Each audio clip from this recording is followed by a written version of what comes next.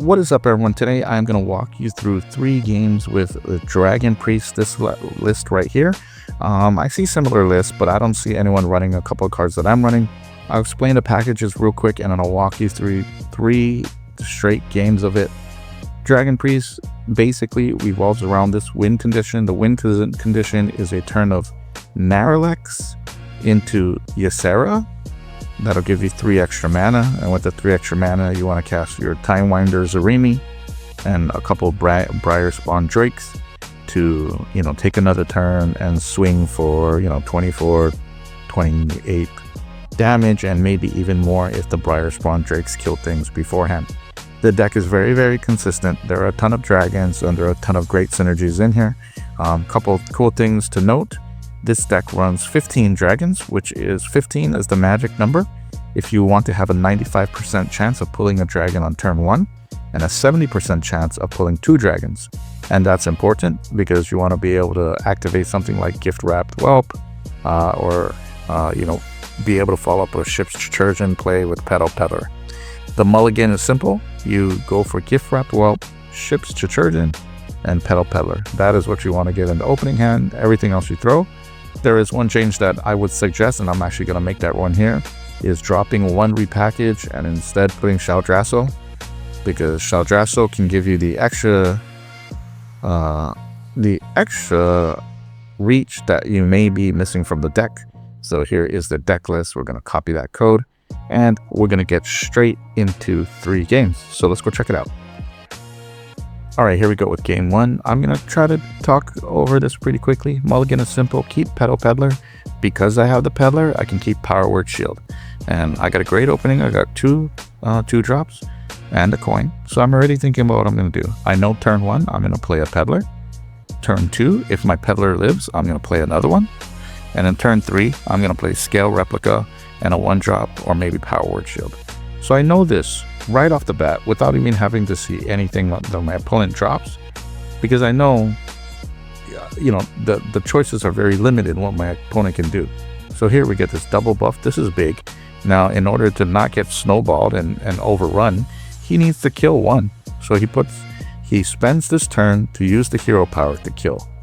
And now I can do my original plan, use Scale Replica, get a 1-drop, play it on the board, and have good tempo now. So I'm looking pretty good here. Now, I like decks like this where you're just playing Curve Stone. And by Curve Stone, I mean you're basically playing the best card every turn on curve, which is usually the card that costs the max mana that fits the curve. So there we play Illusory Greenwing. Very good card that not a lot of people are playing. I mean, not a lot of people are playing this card. It is very good.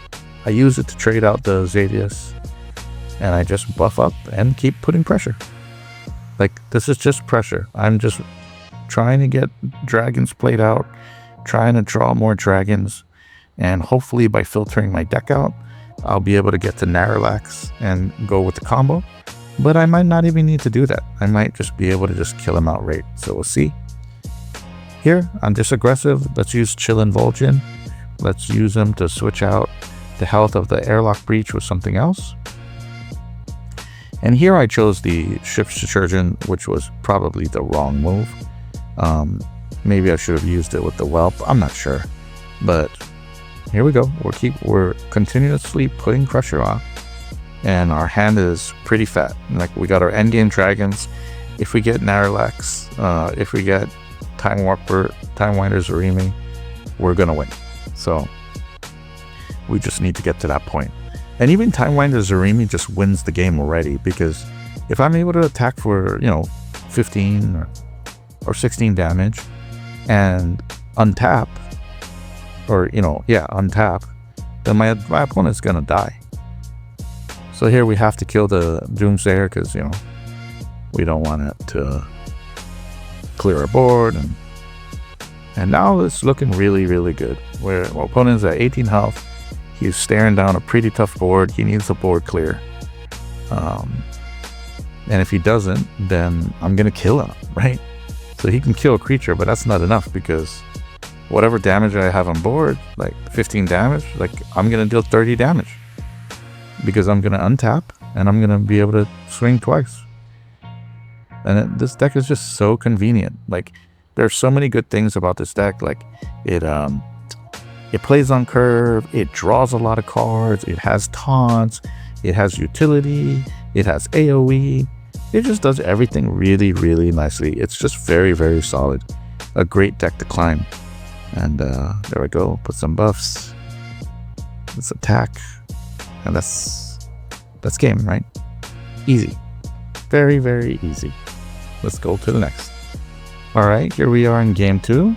To keep the Whelp, and we get Petal Peddler, and great. This is a great hand. 1 drop into a 2 drop, and then into a 3 drop. And we're playing Mage, so I can assume it's like Imbue Mage or like a Freeze Mage.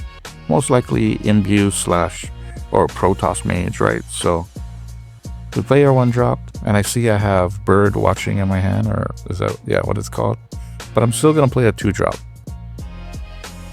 And this is very, very strong, because now he has to use the coin to use Resonance Coil, and he does, and he kills off that. But now that's gonna let my other Peddler do work when I get him out. So he's used 2 pieces of removal. I just keep looking for more big boys, and I get another Peddler out. Peddler is so strong. Like, as a 1/5 body, the chances are he does not have another Resonance Coil. So this board is very, very sticky and very, very difficult for him to get rid of. And I don't have to rush anything. I can just heal up and just put pressure. Like, this is pressure that slowly builds on my opponent. Obviously, he's freezing it. And, you know, there is an opportunity for me to clear out that creature, but for what? Let's not do that. Let's just draw more cards, and let's just keep attacking. Let's force him to use his Sleet Skater miniature. You know, force him to make trades on board. Look at that. This is actually a bad play on his part. So we look to draw more cards. Yep. Just heal up. We're cool. At this point, look at, we have the combo. We have Naralax in hand. We have Ysera. And then we have the 3 dragons. So unbeknownst to my opponent, we already have the combo. And this game is done. We have 8 mana. That's what you need. Naralax, Ysera, Timewinder Zarimi, and the combo. So we're good. Here we go. Naralax, Ysera, Timewinder, and the big Briarthorn Drakes. And this game is done. 25 life. It doesn't matter. Easy mode.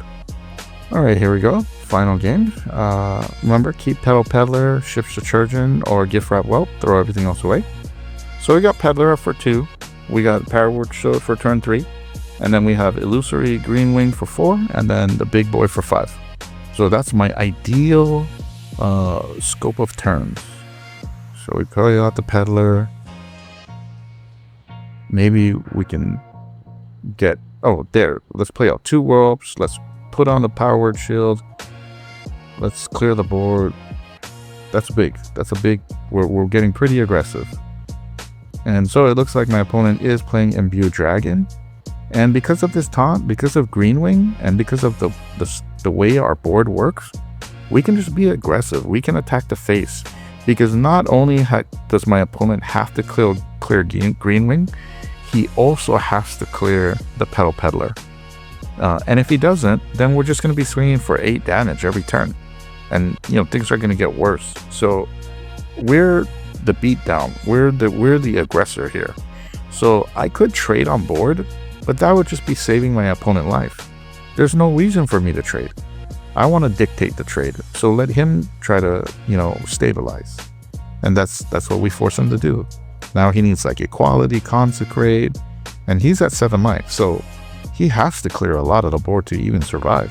I'm not even sure if he can do it. So, you know, watch it out for a bit. Let's see. You know, watch it. This cheeky guy is... I don't know what he's doing yet. I don't know what he's trying to do. Yep, okay, so we got some trades. So we just get very aggressive with our Vol'jin. Let's go swap the health of this guy and this guy. Play up more units, and that's done. 1 health. My opponent's at 1. We're turn 6. She's got nothing. This game is over. It's pretty much over, I think.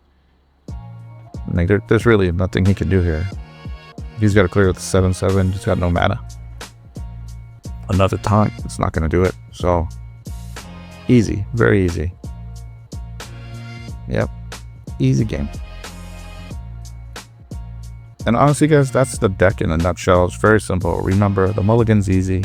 Ship Subversion, Gift Wrap Welt, or Petal Peddler. Game plan is simple. Play your best cards every turn, your highest cost cards if you can, cards that fit the curve. Then when you have 8 mana, your combo is Naralax Ysera, Timelander Zarimi, your bigger bombs. You're going to draw your bigger bombs because you have Scale Replica, right? The draw 2 dragons card. And you're going to draw Timelander Zarimi because you have all these other cards that can help you tutor and draw. So you're going to get to this combo one way or another. That's why cards like Xavius are important. And the other draw cards in here like the Dragon and whatnot, they're all very good. Deck is good, very easy to play. Give it a try. Enjoy your Climb to Legend.